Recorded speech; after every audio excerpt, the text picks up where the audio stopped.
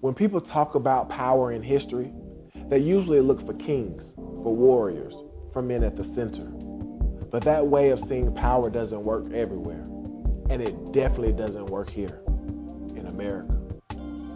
This episode is inspired by chapter 2 of my book, Before We Were Black.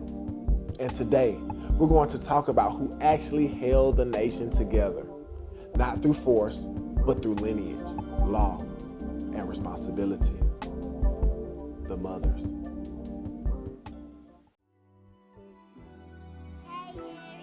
In the southeastern world, identity didn't begin with a surname. It began with the mother. Who your mother was determined who you belonged to, which clan you came from, where your responsibilities lived. This system was called the Alakita, or simply the gens system. A family line carried through women, not because men didn't matter, but because lineage had to be certain. Land rights, political responsibility, inheritance, all of it flowed through the mother. That meant women were not on the edges of society. They were the center of it. They named the children.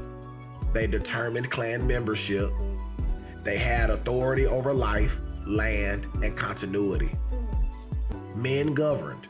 They served as diplomats and warriors. They carried out decisions, but women held the law. And that law wasn't written in books. It was lived, passed down through generations in ceremony, in instruction, in daily life. That's why the sacred fire and the gens worked together. The fire represented shared law. The gens ensured that law survived. Because when leadership failed, when towns were threatened, when nations were tested, lineage remained. A child always knew who they were and where they belonged. That stability confused outsiders. Europeans came from systems where women were removed from power and inheritance followed men. So they misunderstood what they were seeing. They saw chiefs and assumed kings. They saw councils and assumed hierarchy. But the real authority was quieter. It lived in the mothers, in the clans, in the long memory of families.